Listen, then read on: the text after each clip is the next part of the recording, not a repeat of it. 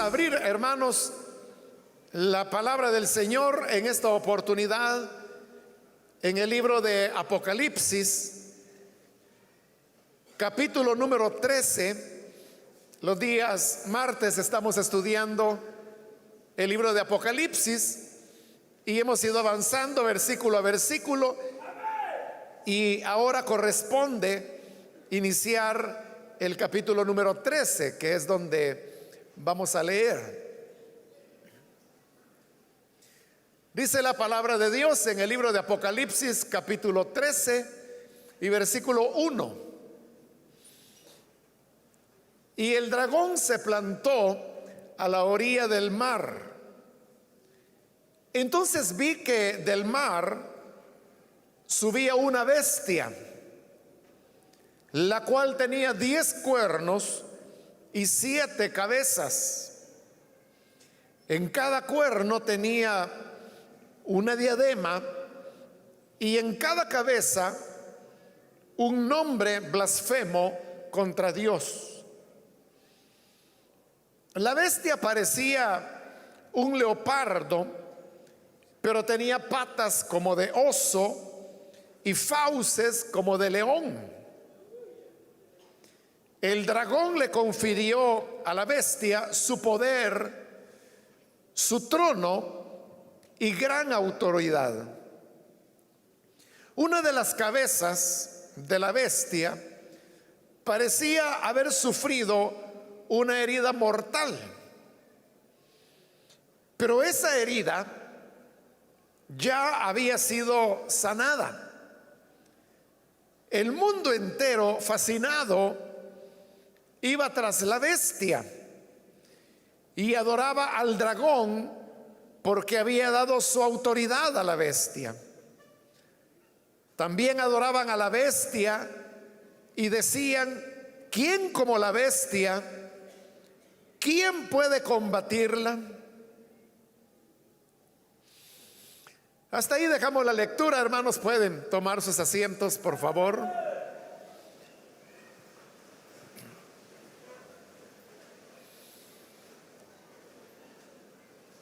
Hermanos, vamos a comenzar este día el capítulo 13 del libro de Apocalipsis, el cual es parte de este gran paréntesis que se ha abierto entre las 7 trompetas y las 7 copas, que las vamos a encontrar todavía un poco más adelante.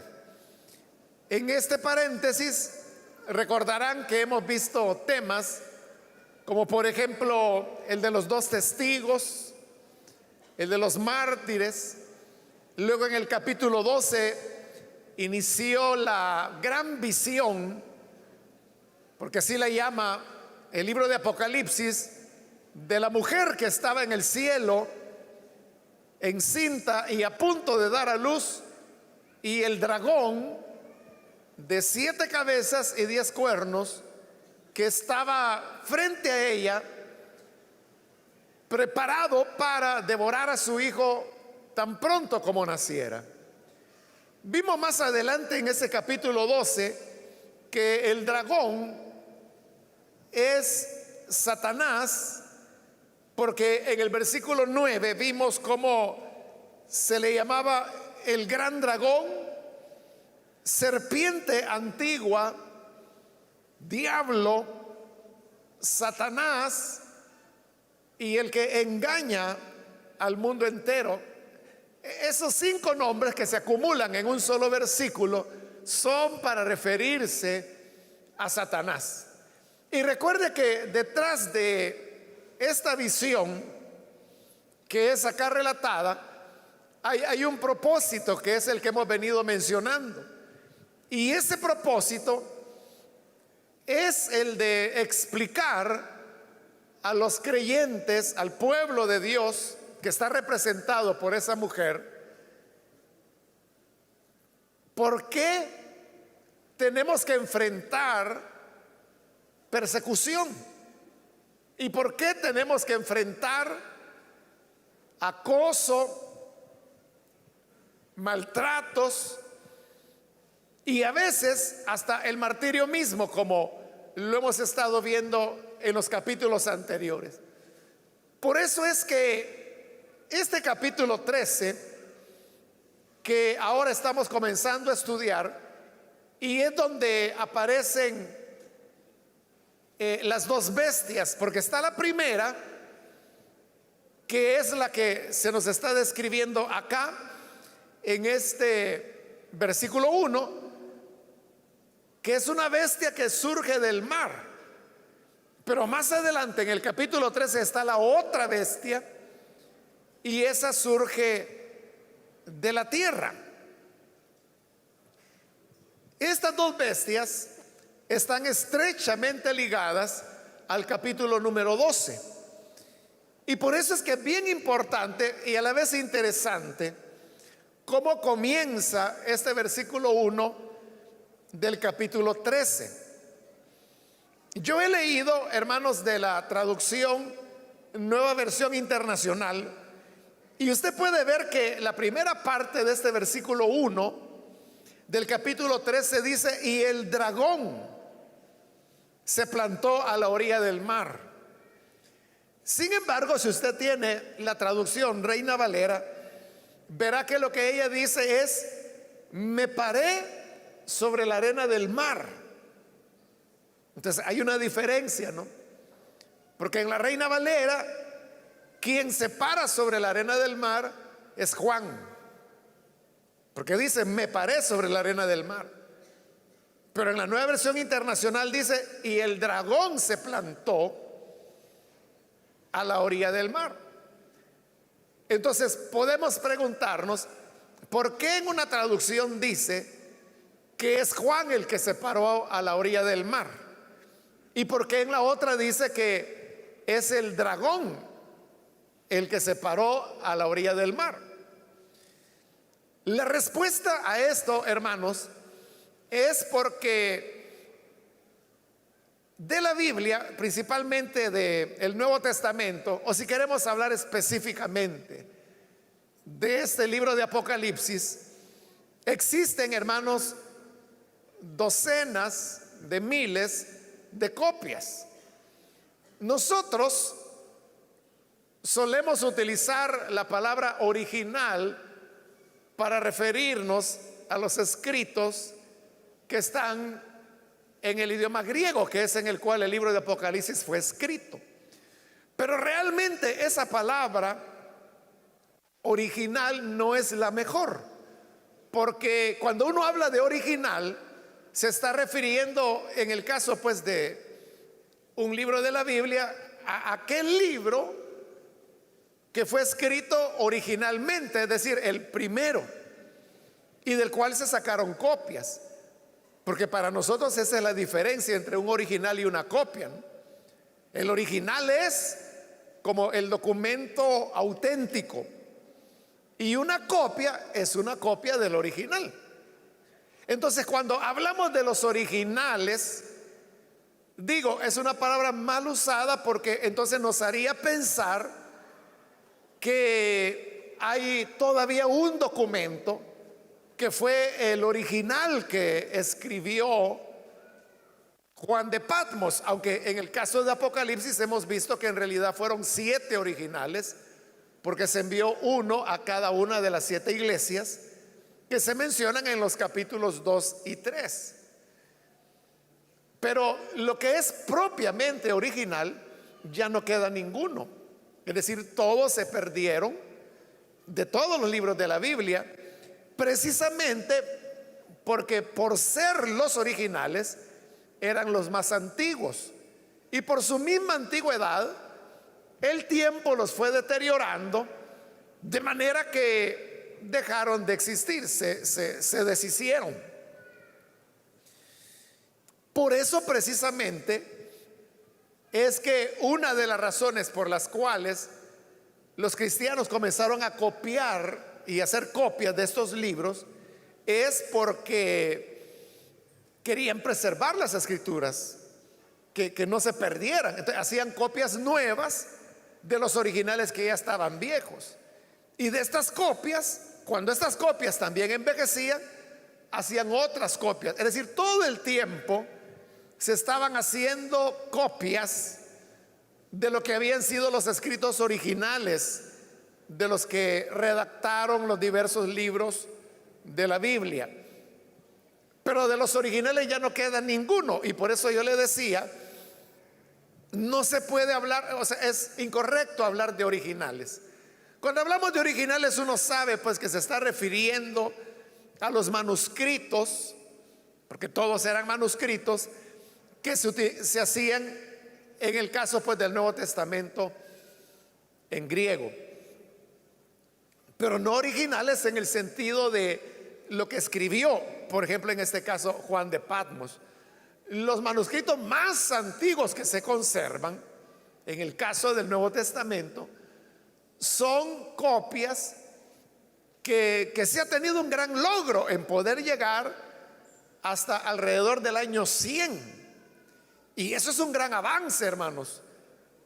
Un acercamiento muy próximo a lo que fueron los originales, principalmente en el caso del libro de Apocalipsis, que es un libro que se considera, bueno, no hay una opinión unánime, ¿no? Pero se cree que el libro de Apocalipsis fue redactado entre el año 100 y el 110 aproximadamente. O sea, es muy difícil poder datar exactamente las fechas. Pero si es así, entonces significa que las copias más antiguas que se puedan tener del libro de Apocalipsis y que datan del siglo primero serían copias de segunda o a lo sumo tercera generación del Apocalipsis. Es decir, que esas copias son bastante fiables. Ahora, de esas copias se fueron haciendo otras y otras y otras a lo largo de siglos enteros. Pero lo que sucede, hermanos, es que las copias fueron hechas por seres humanos. Y al hacer esas copias, por cuidadosos que los copistas fueran, y eran muy cuidadosos, pero siempre se introducía algún elemento de error. De tal manera que yo le he dicho que en la actualidad existen docenas de miles de manuscritos de las Escrituras del Nuevo Testamento, y no hay dos de ellas que sean exactamente iguales.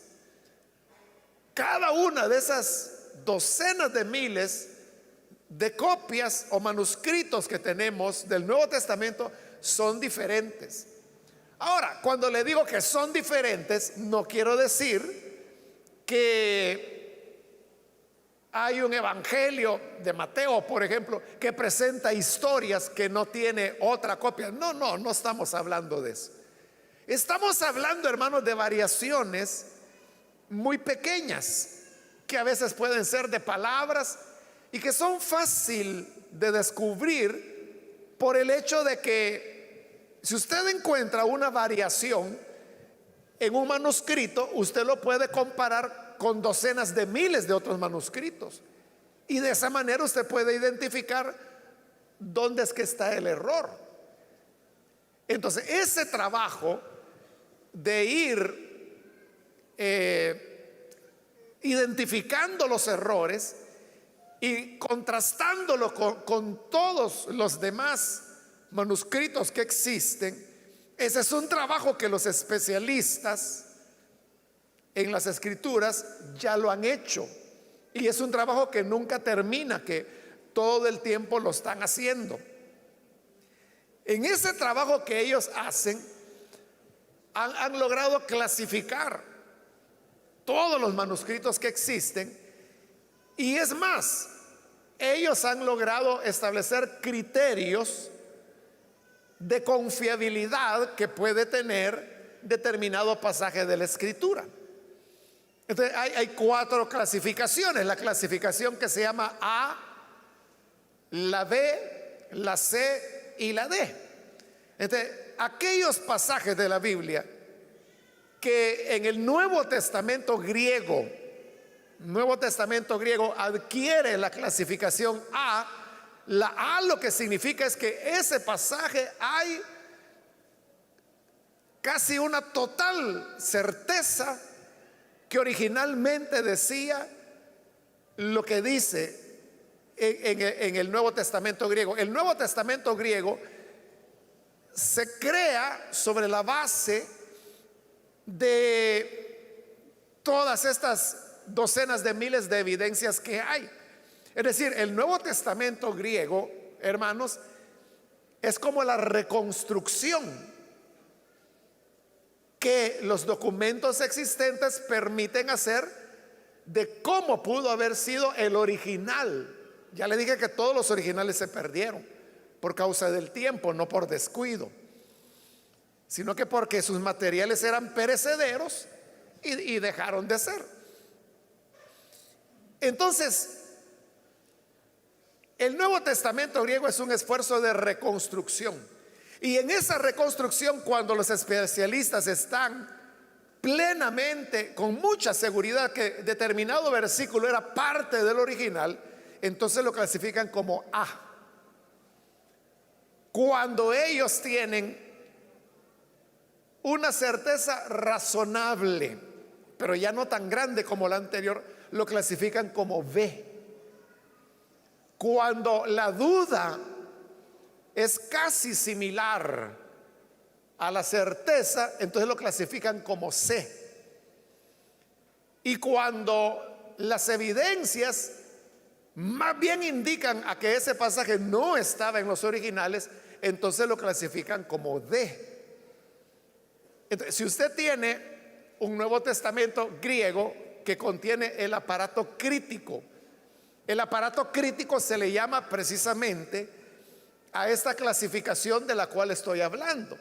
Entonces usted puede tomar el Nuevo Testamento griego, buscar cualquier pasaje del Nuevo Testamento y sobre la base del aparato crítico usted puede saber si determinado versículo de la Biblia tiene una certeza casi absoluta que estaba en el original, o una razonable certeza, o una razonable duda que estuvo en el original, o una casi certeza de que no estuvo en el original. Claro, ese Nuevo Testamento, como el Nuevo Testamento griego, está en griego, ¿no? Entonces uno tiene que tener algún conocimiento del idioma para poder sacar el provecho del cual estoy hablando. Entonces, hablando de esta primera parte del versículo 1 del capítulo 13, hice toda esa explicación para llegar a esto.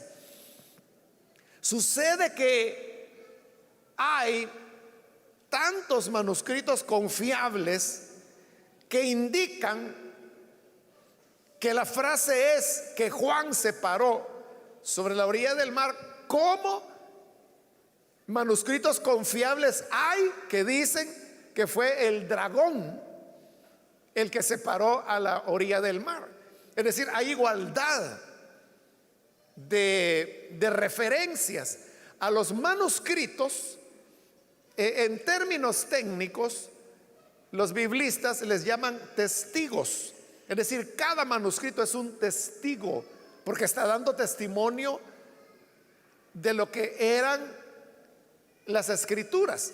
Entonces, uno podría decir que en referencia a esto, uno tiene igualdad de testigos, es decir, de documentos que dicen que fue Juan el que se paró a la orilla del mar, e igualdad de testigos que dicen que fue el dragón. Ahora, los manuscritos sobre los cuales Casiodoro de Reina hizo su traducción, que ya le he explicado en otras oportunidades, que no eran ni los más antiguos ni los más confiables, pero era lo mejor que había en su época, decían que es Juan el que se paró junto a la orilla del mar. Pero existe igual cantidad de manuscritos y más antiguos y más confiables que dicen que fue el dragón. Esa es la razón, hermanos, por la cual Si usted se toma la tarea de comparar traducciones, antes, hermanos, para que pudiéramos comparar traducciones, nosotros teníamos que tener las Biblias, ¿no? Tener diversas traducciones para hacer las comparaciones. Pero hoy, hermanos, hay, en esta época pues de la información, hay aplicaciones en donde gratuitamente usted puede ver más traducciones de la Biblia de las que puede leer. Entonces usted puede, y es gratis sobre todo, o sea, no se paga nada. Entonces si usted tiene una de esas aplicaciones en su Biblia o en su teléfono, comience a revisar todas las traducciones del versículo 1 del capítulo 13 de Apocalipsis y se va a dar cuenta de una cosa. Y es que en una dice que fue Juan el que se paró junto a la mar, y en otras dicen que fue el dragón. Y si usted conoce un poquito de inglés y se pone a revisar no solo las traducciones al español, sino que las traducciones al inglés, se va a dar cuenta que lo mismo ocurre con las traducciones, diversas traducciones que hay al inglés, porque en inglés hay muchas más traducciones que las que tenemos en español. Pero también se va a dar cuenta que la mayor parte de traducciones de los idiomas originales al inglés dicen que fue el dragón el que se paró junto a la mar. Entonces, ante esta realidad, si uno se pregunta, bueno, ¿qué es lo correcto? ¿Qué es lo correcto? O como algunas personas preguntan y dicen, hermano, ¿cuál es la más apegada a las escrituras? ¿La Reina Valera o la NBI? Esa es una mala pregunta. Esa es una mala pregunta, porque no se trata de que cuál es la más apegada. O sea, las dos son apegadas a los manuscritos que sus traductores tuvieron a mano en el momento de hacer la traducción. Ambas son fieles. El punto ahí no es cuál se apega más.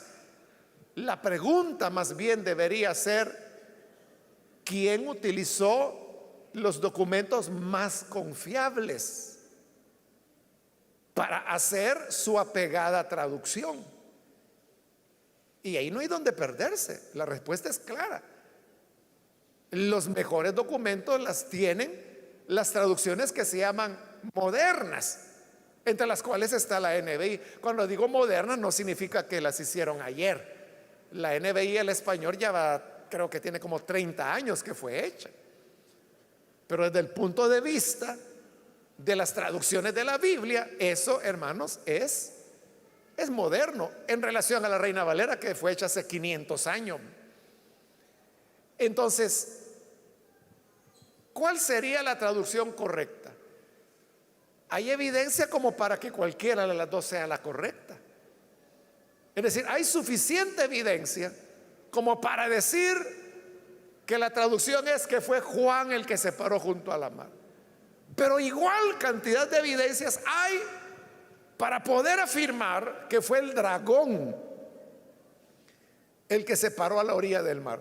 Entonces, cuando uno se encuentra ante una situación como esta, en donde el aparato crítico del Nuevo Testamento les da igualdad de posibilidades, entonces, ¿qué hace el traductor de la Biblia? Entonces, ¿en base a qué va a traducir? Imagínese que usted fuera un traductor del Apocalipsis y encuentra, voy a poner un número hipotético, que tiene 20,000 manuscritos que le dicen que es Juan el que se paró junto a la orilla del mar, pero tiene otros 20,000 que le dicen que fue el dragón el que se paró junto a la orilla del mar. ¿Cómo traduciría usted? Si tiene igualdad de testimonios, ¿no? O de testigos, como se le llama. Entonces, lo que se hace es que el traductor revisa el contexto para tratar de identificar cuál pudo ser la idea original. Entonces, la pregunta que aquí tenemos que hacernos es: ¿Qué es lo que le hace más justicia al contexto? ¿Que haya sido Juan el que se paró a la orilla del mar, o que haya sido el dragón el que se paraba a la orilla del mar? ¿Qué hace más sentido al contexto? Entonces tenemos que preguntarnos cuál es el contexto. Y el contexto, hermano, yo se lo he venido diciendo principalmente cuando ya entramos al capítulo 12, y de hecho se lo dije en la introducción este mismo día.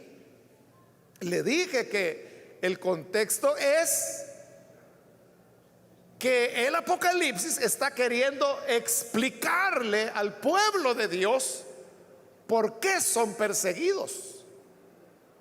Y para explicar esa persecución, por eso es que está la visión del capítulo 12, donde vemos que es una enemistad de Satanás que comienza contra el hijo de la mujer. Como el hijo de la mujer es arrebatado para Dios, no le puede hacer daño. Entonces comienza a perseguir a la mujer. Pero Dios esconde a la mujer en el desierto, le da las alas de la gran águila para que la mujer pueda refugiarse. Entonces el dragón no la puede alcanzar. Entonces lo que hace es que suelta un río de agua de su boca para arrasar con la mujer. Es otro ataque contra la mujer. Pero la tierra abre sus fauces y traga el agua, y de esa manera ayuda a la mujer. Entonces el capítulo 12 terminaba diciendo que ante esa realidad, que no pudo el dragón, que es Satanás, destruir a la mujer, dice que entonces se volvió contra el resto de su descendencia. Y a eso se le añade que el dragón ha sido arrojado del cielo, que sabe que tiene el tiempo contado, solamente 42 meses, y que por eso ha venido con gran furia sobre la tierra. Por eso vimos el canto del capítulo 12 que decía que en el cielo se gocen, que festejen, porque ha sido arrojado fuera el acusador de nuestros hermanos. Pero ay de los que moran en la tierra. Entonces vea, ese es el contexto. Se nos dice que el dragón va a perseguir a los demás hijos de la mujer. ¿Y a dónde es que los va a perseguir? ¿Cómo los va a perseguir? Eso es lo que se nos narra en el capítulo 13. Eso es lo que se nos narra en el capítulo 13.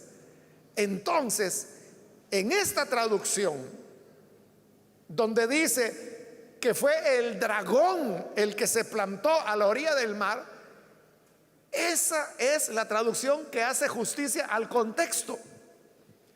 Porque al decir que es el dragón el que se plantó a la orilla del mar, eso le da sentido al surgimiento de las dos bestias que van a aparecer y se van a describir en este capítulo 13, y los hechos que van a desencadenar, que son de gran aflicción contra los que creen en el Señor, es decir, los otros descendientes de la mujer. Entonces, el que el versículo 1 diga que fue el dragón que se plantó a la orilla del mar, ese, hermanos, es como el eslabón que ata los dos relatos, y eso es lo que le da sentido al capítulo 13. El capítulo 13 no se pudiera entender sin tener en cuenta el capítulo 12, y por eso es que es tan importante esa traducción cuando dice que es el dragón el que se plantó a la orilla del mar. ¿Por qué se planta a la orilla del mar? Porque es del mar. ¿De dónde surgirá la primera bestia? Como lo vamos a ver. Entonces vea, que se diga que es el dragón el que se plantó a la orilla del mar, eso es clave, es la llave que ata el capítulo 12 al 13 y que le da sentido, le da explicación a lo que va a ocurrir en el capítulo 13. Pero si se dice que fue Juan, Eso ni le suma ni le quita. Bueno, sí le quita, porque le roba la fuerza de interpretación que le estoy haciendo ver al explicarle por qué es importante que diga que es el dragón el que se plantó a la orilla del mar.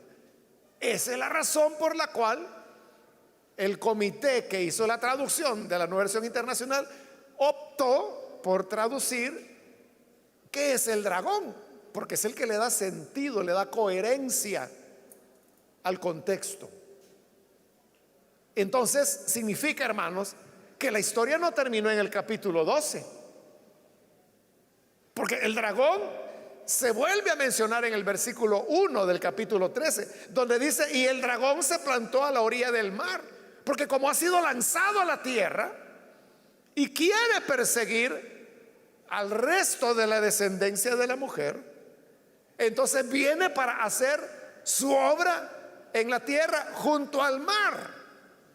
Porque continúa el versículo 1 diciendo: entonces vi que del mar subía una bestia, la cual tenía 10 cuernos y 7 cabezas. Entonces note que la bestia que está saliendo del mar es una copia del dragón, porque así se nos ha descrito al dragón en el capítulo 12, como un dragón que tiene 7 cabezas y 10 cuernos. Y esta bestia que está saliendo del mar dice que tenía 10 cuernos y 7 cabezas, es decir, es igual que el dragón. No es el dragón, porque más adelante vamos a ver que el dragón dice que le entrega su autoridad a la bestia. Entonces, es diferente, ¿no? Y luego dice, bueno, quiero explicarle que el mar en las escrituras y principalmente en el libro de Apocalipsis habla de los pueblos, habla de las naciones. El hecho de que esta bestia surge del mar significa que aparece del concierto de las naciones, de los pueblos. De entre las multitudes aparece la bestia que es semejante a Satanás. Y continúa describiéndola el versículo 1. En cada cuerno tenía una diadema y en cada cabeza un nombre blasfemo contra Dios. Ahí hay una diferencia, porque en el caso del dragón se decía que tenía una diadema sobre cada cabeza, pero de la bestia se dice que la diadema la tenía en cada cuerno. Es decir, el dragón tenía 7 diademas porque tiene 7 cabezas, pero la bestia tenía 10 diademas, porque la bestia no tiene la diadema en la cabeza, sino que en el cuerno, y como son 10 cuernos, son 10 diademas. Ahora, el cuerno, tanto en el Antiguo como en el Nuevo Testamento, significa poder. Significa poder. Entonces, el que la diadema no esté en la cabeza, como en el caso del dragón, sino que en el cuerno, significa que está realzando el tema del poder. Entonces, ¿quién es la bestia? La bestia es un personaje que surgirá de entre las naciones, pero que tendrá mucho poder. Y aunque es un ser humano, usted puede ver que es igual que Satanás. Ambos comparten que los dos, el dragón y la bestia, tienen 7 cabezas y tienen 10 cuernos, los dos. Es decir que este humano, que se llama la bestia, así lo llama la escritura, Es como la encarnación de Satanás. No es encarnación porque Satanás no se puede encarnar, pero es como la personificación de Satanás mismo. Y recuerde que también expliqué que cuando la Biblia describe a Satanás como un dragón con 7 cabezas, con 10 cuernos, de color rojo vivo, decía, yo le aclaré que esa no es la apariencia física de Satanás. En primer lugar, porque no tiene físico, no tiene cuerpo, él es inmaterial, ¿no? Eso de presentarlo como monstruo de 7 cabezas y 10 cuernos y de color rojo intenso, no está hablando de su apariencia, sino que está hablando de su carácter moral. Porque en cuanto a la apariencia, Pablo dice que es un ángel de luz. Es un ángel de luz, pero moralmente es un monstruo. Es un monstruo. Así como hay personas, hermanos, que en su rostro se les puede ver inocencia, quizás hasta dulzura, y son terribles. O sea, son malvados. Eso es lo que va a ocurrir con la bestia, que como hombre él parece un humano normal. Es decir, tiene una cabeza, 2 ojos, 2 oídos, una boca, 2 brazos, igual que todos nosotros. Pero moralmente es como Satanás, que viene solo para matar, para robar y para destruir, y que cuando habla mentira, de suyo habla, porque Satanás, por cuya obra él viene, es padre de mentira. El anticristo también será un mentiroso compulsivo. Ahora mire, el versículo 2 dice: la bestia parecía un leopardo, pero tenía patas como de oso y fauces como de león.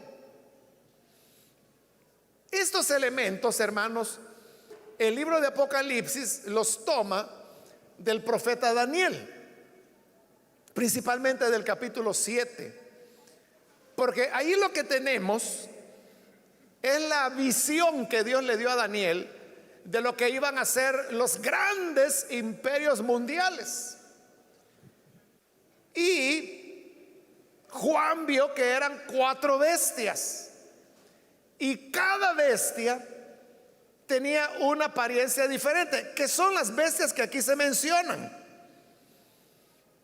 leopardo, oso y león.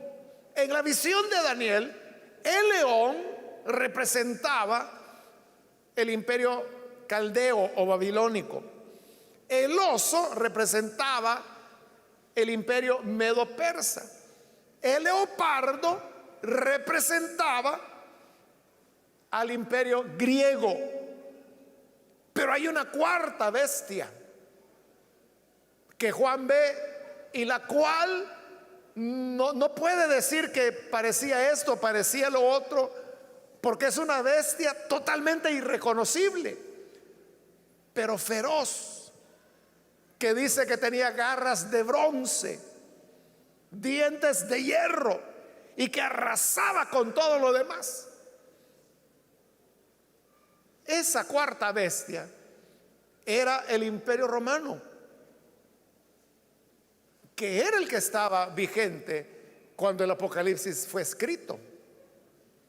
Entonces note, la bestia tiene características del imperio caldeo, del imperio medo-persa y del imperio griego, pero todos están en la misma bestia. Y eso habla del tremendo poder que el reinado de la bestia tendrá, porque se suman las características de los imperios que hubo, y esos imperios fueron imperios reales que pertenecen, hermanos, a una verdad.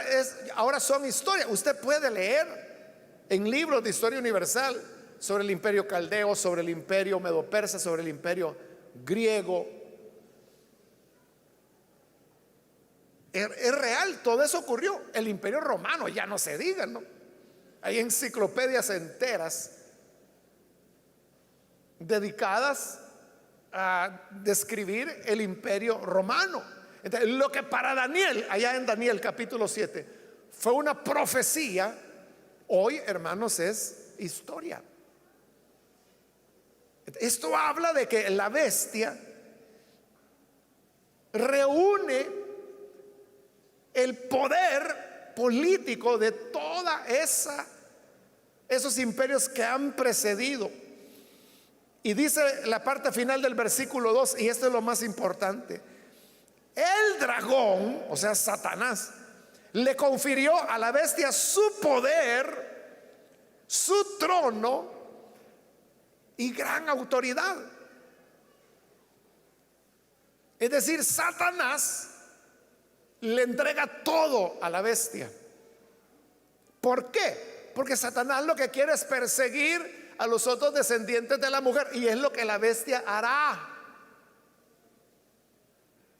Más adelante vamos a ver, cuando hable acerca del sello de la bestia, y que dice que nadie podrá comprar ni vender sino el que tuviere el sello de la bestia. Pero el que tenga el sello de la bestia va a condenación, y el que no tenga el sello, ese será perseguido a muerte. Ahí está Satanás persiguiendo a los descendientes de la mujer.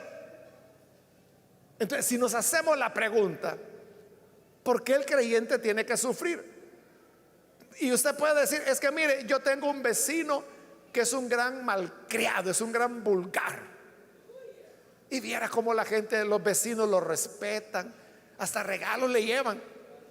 Y yo, que soy cristiano, que nunca he maltratado a nadie, ni los buenos días me dan.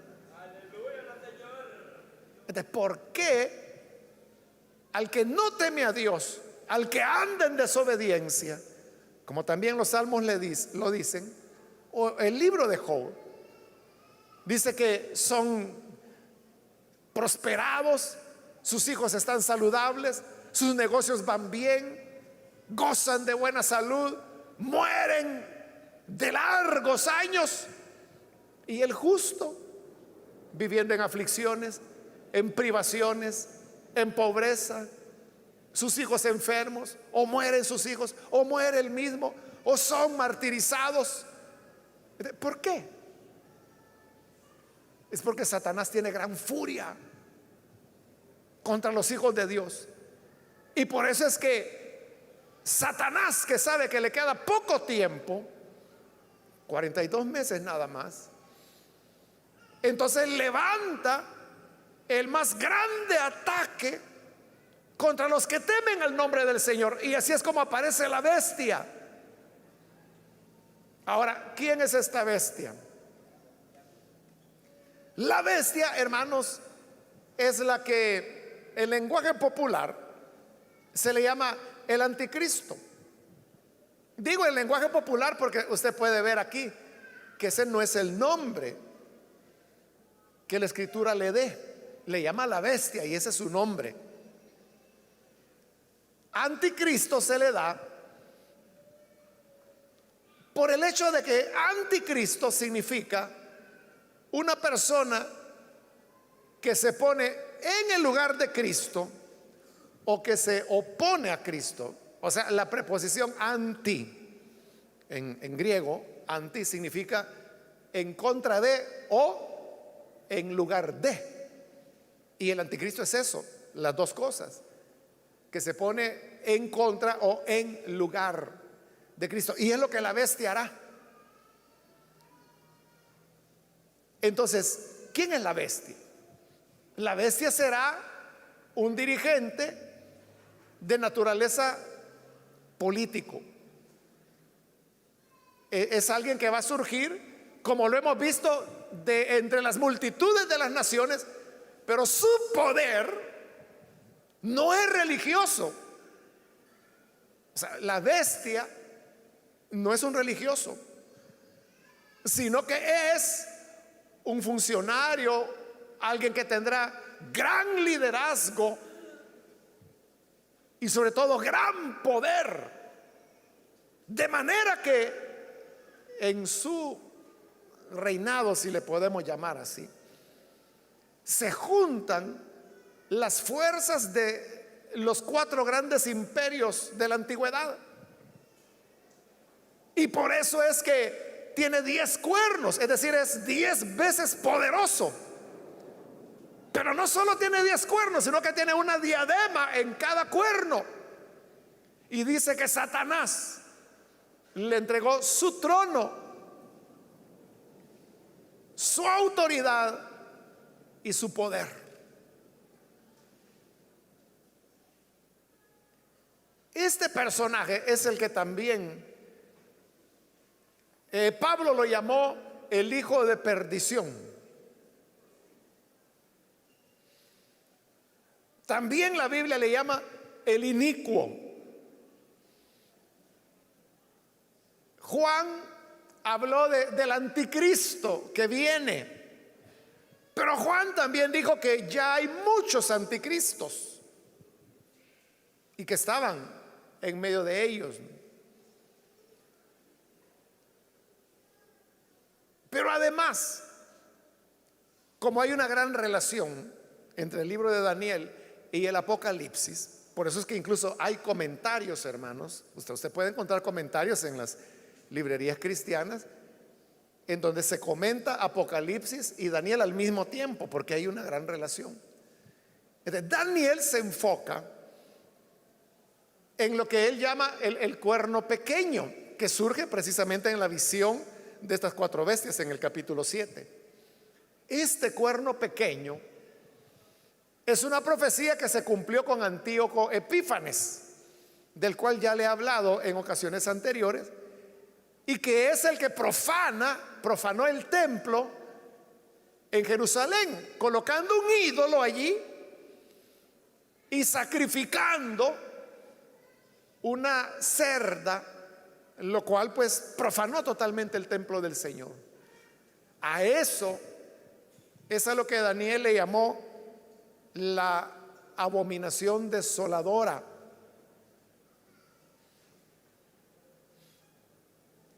Eso fue cumplido.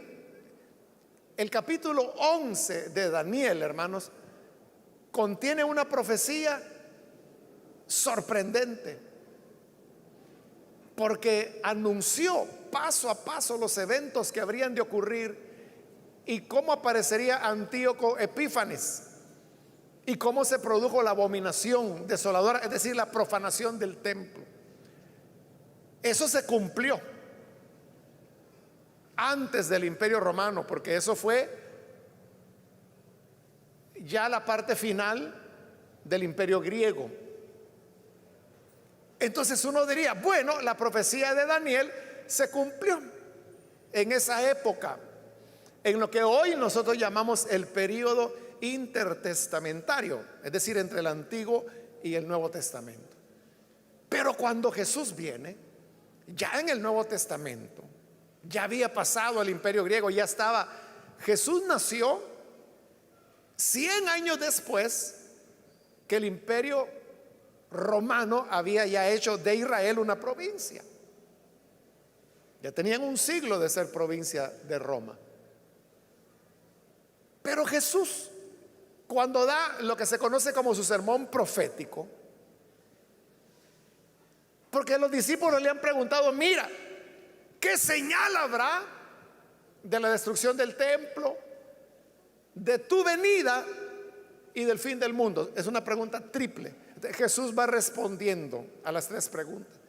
Y en medio de esas preguntas Jesús dice, cuando vean la abominación desoladora de la cual habló el profeta Daniel, pongan atención, dijo. Pero mire qué extraño, ¿no? Porque si lo que había anunciado Daniel se había cumplido, por lo menos 200 años antes, tal vez 300 años antes de la venida de Jesús, ¿cómo es que 200 o 300 años después Jesús está diciendo cuando vean la abominación desoladora de la cual habló Daniel? Y no que ya se había cumplido, pues. Pero Jesús la está colocando en el futuro y dice que va a venir y que tenemos que estar atentos. Pongan atención, dijo él. El que tenga oídos para oír, oiga. ¿Qué significa eso? Pongan atención. Entonces, con eso Jesús enseñó que la profecía de Daniel, en su cumplimiento, como otras profecías de la Biblia, tenía dos momentos. Un momento que podríamos llamar relativamente rápido, que se cumplió con Antíoco Epífanes.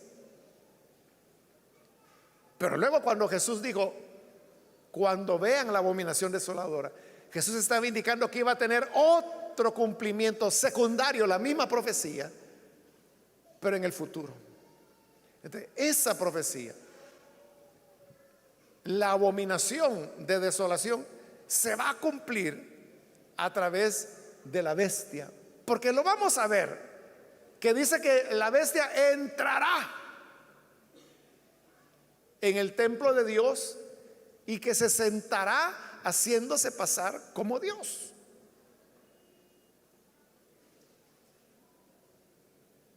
Pero entonces vuelvo a repetirle, la bestia, la que va a entrar en el templo, la que va a sentarse en el trono de Dios haciéndose pasar por Dios, no es un líder religioso, es un líder político. Aquí lo estamos viendo en la descripción que se hace de la bestia misma. ¿Está claro eso? Bueno, eso nos permite pasar al siguiente versículo, que es el 3. Y dice, una de las cabezas de la bestia parecía haber sufrido una herida mortal, pero esa herida ya había sido sanada. Hermano, este pasaje nadie lo ha podido explicar. Claro, explicaciones hay muchas, ¿no? Pero que alguien diga a ciencia cierta qué significa la herida mortal de la bestia que fue sanada, nadie lo sabe. Nadie lo sabe a qué se refiere. Pero hay una inclinación de pensar que se trata, o sea, porque en la bestia no solamente está el personaje, el hombre, que será la bestia o anticristo, sino que también implica todo un sistema. Entonces es un sistema que vuelve a la vida.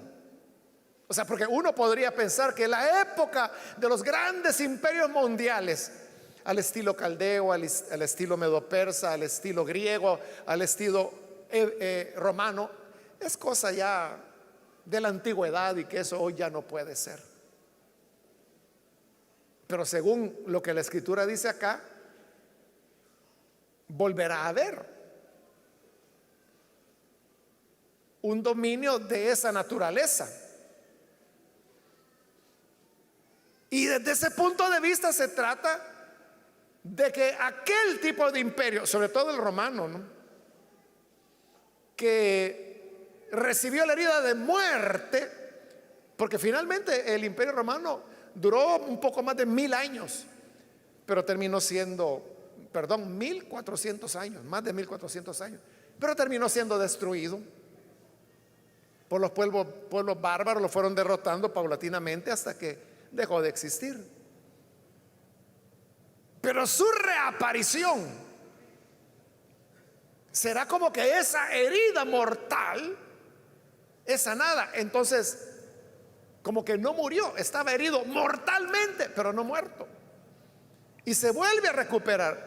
Esta característica de recuperación se insiste en este capítulo 13 de Apocalipsis. Por ejemplo, en el versículo 12 Dice, ejercía toda la autoridad de la primera bestia en presencia de ella y hacía que la tierra y sus habitantes adoraran a la primera bestia cuya herida mortal había sido sanada. Entonces, se está repitiendo que había sido sanada. Ahora mire el versículo 14, siempre del capítulo 13. Con estas señales que se le permitió hacer en presencia de la primera bestia, engañó a los habitantes de la tierra. Oiga, les ordenó que hicieran una imagen en honor de la bestia, que después de ser herida a espada revivió. Entonces, 3 veces en la descripción de la bestia se habla que estando herida de muerte vuelve a vivir. Bueno, y en el 14 incluso da la idea que estaba muerta y revive. Ese es el sistema de la bestia. Pero yo le dije, la bestia es un dirigente de tipo secular, no es religioso. ¿Y por qué le estoy insistiendo tanto en esto? Porque hay gente, hermano, que en lugar de leer la Biblia se la pasa viendo YouTube, que creen que la bestia es el Papa. Pero ese es un disparate. Entonces, cuando ahí dice que tenía 7 cabezas, entonces ellos dicen, son los 7 papas que han habido. Como que si solo 7 han habido, ¿verdad? Han habido no sé cuánto. Pero cada quien, de acuerdo a su delirio, dice el número 1 es fulano, el número... Bueno, a lo que quiero llegar es que cuando el anterior papa, al actual, Benedicto XVI creo que era, usted sabe que él renunció al papado. O sea, una cosa que no había sucedido en siglos. Él está vivo todavía, pero renunció al papado. Como él renunció, tuvieron que elegir a un nuevo papa, que es el argentino, ¿no?, actual, que adoptó el nombre de Francisco. Entonces, cuando ocurrió eso, que Benedicto XVI renunció, hubo una bola, porque fue una bola de chismes, que decían de que como aquel había renunciado, hoy es cuando va a resucitar la cabeza que fue herida. Y como para ellos la cabeza herida es un papa, entonces era un papa el que iba a resucitar. Entonces buscaron al papa más fresquito que podía resucitar. Y como el último recién, bueno, ya hace años, ¿no?, pero el últimamente fallecido fue Juan Pablo II. Entonces, quizás usted lo oyó, ¿verdad?, que decían que Juan Pablo II iba a resucitar. A mí me preguntaron, o sea, hubo una persona que así me dijo, hermano, ¿y cuándo es que va a resucitar Juan Pablo II? ¿Qué le dije yo? O sea, después yo caí en la cuenta, ¿verdad?, que este era uno que andaba cortando varas. Sí, que otro, ¿verdad?, que no lee la Biblia, sino que anda viendo todas las invenciones, voy a decir, por no decir algo peor, ¿verdad?, que colocan ahí en YouTube. Por supuesto que no resucitó, ¿verdad?, porque no se trata de eso. O sea, la bestia no tiene nada que ver con religión. No es así. Y por eso es que es bien importante, hermano, las palabras de Juan. Estoy hablando no de Juan de Patmos, sino que Juan, el apóstol, en sus cartas, cuando él dice, porque han surgido muchos anticristos. Sabemos, dice, que el anticristo viene, la bestia viene. Pero dice, ahora mismo hay ya muchos anticristos. Entonces, ¿sabe cuál es el problema? Que por estar pendientes de que quién va a ser el anticristo que viene, no nos damos cuenta de los anticristos que ya están con nosotros. Aquel no nos va a hacer daño porque ni ha venido, hermano. Pero los que están a nuestro alrededor, que Juan los presenta como apóstatas del evangelio, esos sí son los peligrosos. Y son en ellos en los que Juan dice, tengan cuidado con ellos. Él no dice, el anticristo viene, uy, qué miedo. Él no dijo eso. Sabemos que el anticristo viene, pero ya hay muchos anticristos. Cuidado. ¿Quién es el anticristo?, pregunta él. Aquel que niega que Jesús ha venido en carne. Entonces, eso nos puede pasar a nosotros, hermano, que por estar creyendo inventos, que va a resucitar el fulano, que va a resucitar el mengano, que el papa aquí, que el papa allá, por estar entretenidos en fuegos artificiales, no nos damos cuenta de la bomba en la cual estamos sentados y de los peligros que nos rodean ahora, donde hay personas que enseñan disparates, donde hay personas que enseñan cosas que atentan contra la doctrina cristiana, pero por estarnos preguntando que si el anticristo tendrá bigote o no tendrá bigote, será blanco, será negro, será alto, será bajito, será feo, será bonito, por estar pensando en locuras, no nos damos cuenta de los peligros que ya nos rodean y que son los que están derrotando a muchos creyentes hoy en día. La gente no se da cuenta. Hace poco, no recuerdo si era hermano o hermana, pero alguien me preguntó y me dice, hermano, ¿y por qué, me dijo, son prohibidas las transfusiones? Y yo le dije, mire, esa es una enseñanza de la secta de los testigos de Jehová. ¿Y usted es creyente o no es creyente? No, si soy creyente. Entonces, ¿por qué anda oyendo temas de una secta? Ese es anticristo. Porque los testigos de Jehová niegan que el Señor Jesús vino en carne, porque niegan su divinidad. Ese es anticristo. Entonces, mire, ese ya se lo tragó el anticristo y está dentro de la iglesia y no se ha dado cuenta. No se ha dado cuenta. Entonces, así como esa persona, quién sabe cuántos de nosotros acá, hermanos, también andan ya por Marte. Por eso es tan importante el venir a la iglesia y nutrirnos todo el tiempo con la palabra de Dios.